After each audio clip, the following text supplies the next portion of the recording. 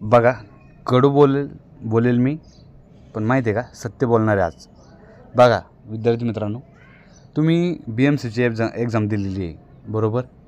आता एक्झाम माझ्या मतानुसार मी तुम्हाला एक गोष्ट सांगतो की तुम्ही आता एक्झाम दिलेली BMCची बरोबर. रिझल्ट जो काही असेल तो बरोबर, तुम्ही फॉर्म भरल्यापासून, वॅकन्सी निघल्यापासून ते फॉर्म भरण्यापासून ते एक्झाम देईपर्यंत बरोबर.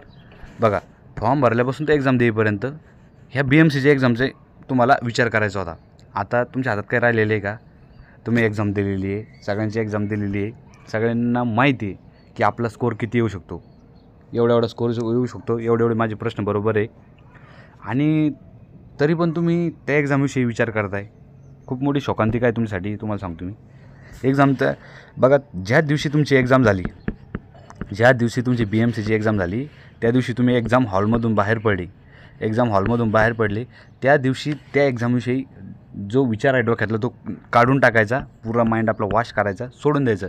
तो रिझल्ट काही हो, पॉझिटिव्ह हो का निगेटिव्ह हो, त्याचा फक्त विचार कधी करायचा? रिझल्टच्या दिवशी करायचा. रिझल्ट काय पॉझिटिव्ह आला की निगेटिव्ह आला तो बघायचा आणि त्यानंतर सोडून द्यायचं.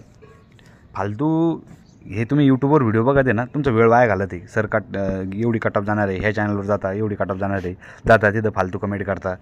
ही चुकीची गोष्ट आहे.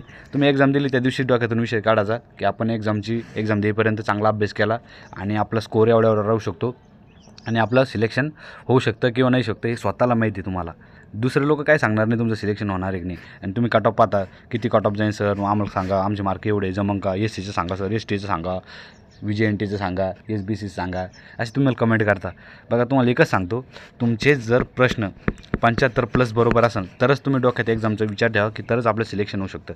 आणि जर का तुमचे 75+ जर एक बी प्रश्न बरोबर नसेल, 75, 73, 74, 72 असेल, तर विचारच करू नका की तुम्ही ह्या ठिकाणी BMC लागणार आहे.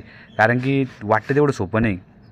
BMCची एक्झाम हे एक मानाचं पद म्हणलं जातं व एक्झिक्युटिव्ह असिस्टंट नावाचं पद आहे. एक्झिक्युटिव्ह असिस्टंट याचं नावच बंद, क्लर्क हे नाव त्यांनी काढून टाकलेलं आहे आणि याचं नाव ठेवलेलं एक्झिक्युटिव्ह असिस्टंट. विचार करा किती मानाचं पद आहे. आणि खरंच याला MPSCवाले विद्यार्थी या पोस्टला सोडतील का? एवढं विचार करा की कमी कट ऑफ जाणार नाही. जे ॲव्हरेज स्टुडंट आहे त्यांनी विचारच करू नका. ज्यांचा स्कोअर 75, ज्यांनी 75 प्रश्न, त्याला माहिती आहे शुअर आपले 75 प्रश्न बरोबर येऊ शकते म्हणजे येऊ शकते, त्याचंच या ठिकाणी सिलेक्शन होणार आहे. बाकी तुम्ही फालतू व्हिडिओ पाहू नका आणि विचार करू नका. कारण की काय होतं माहिती आहे का, जोपर्यंत ह्या रिझल्ट लागत नाही, याचा ॲन्सर की येत नाही किंवा एक्झामचा कट ऑफ लागत नाही, तोपर्यंत तुमच्या मनात सातत्याने खंत राहू शकते की आपला रिझल्ट कसा येईल, काय येईल, पॉझिटिव्ह. सोडून द्या ना, एक तर एक्झाममध्ये बसेल किंवा नाही बसणार. कारण की याच्यात कॉम्पिटिशन जास्त होणारच आहे. कारण की 1 स्टेज एक्झाम आहे.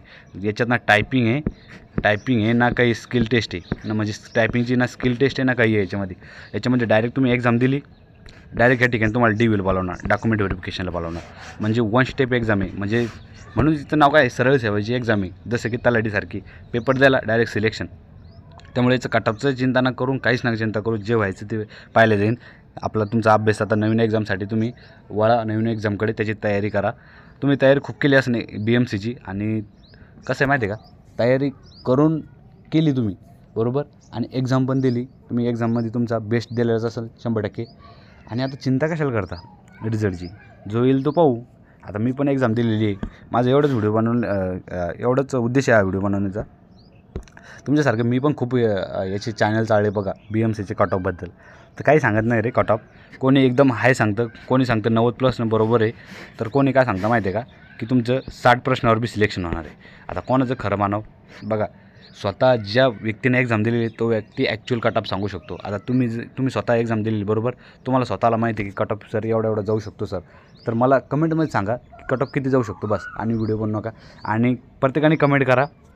आणि जे पण हा व्हिडिओ बघत आहे आणि त्यांनी ह्या व्हिडिओमध्ये विद्यार्थ्यांनी केलेली कमेंट पण वाचा की एवढे प्रश्न बरोबर आहे, एवढे विद्यार्थ्यांचे म्हणणे की एवढा कट ऑफ जाऊ शकतो. आणि तुम्ही तुम्ही अंदाज लावा ना एवढा कट ऑफ जाईल. त्याच्यानंतर विचारच करू नका की आपण ह्या रेंजमध्ये बसतो की नाही बसतो. बसत असलं तर थोडं फक्त एक जागा राहू दे की आपलं एक होप राहू दे की आपला रिझल्ट होऊ शकतो, येऊ शकतो. नाहीतर सोडून द्या विषय, दुसरी एक्झामची तयारी करा. भरपूर एक्झाम येणार आहे आता, भरपूर वॅकन्सी पडणार आहे. मुख्यमंत्र्यांनी सांगितलेलं आहे आपल्या देवेंद्र फडणवीसनी काय की 100 दिवसामध्ये 100 डेजमध्ये 1.5 लाख नोकऱ्या देणार आहे, 1.5 लाख नोकऱ्या देणार आहे.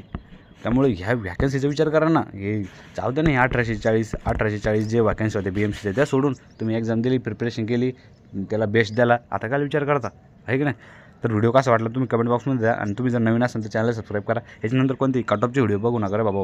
मी पण थकलो आहे बघू यूट्यूब चॅनलचे. फालतू वेळ वाया जातो, काही भेटत नाही त्याच्यातून माणसाला. ठीक आहे, तुम्हाला जर आपल्या टेलिग्राम चॅनलला जॉईन करायचं असेल तर कमेंट बॉक्समध्ये लिंक देतो, तिथून तुम्ही जॉईन करा. त्याच्यावर तुम्ही इम्पॉर्टन्स इन्फॉर्मेशन टाकतो, फालतू काही टाकत नाही. भेटूया नंतरच्या व्हिडिओमध्ये. तोपर्यंत जय हिंद, जय महाराष्ट्र.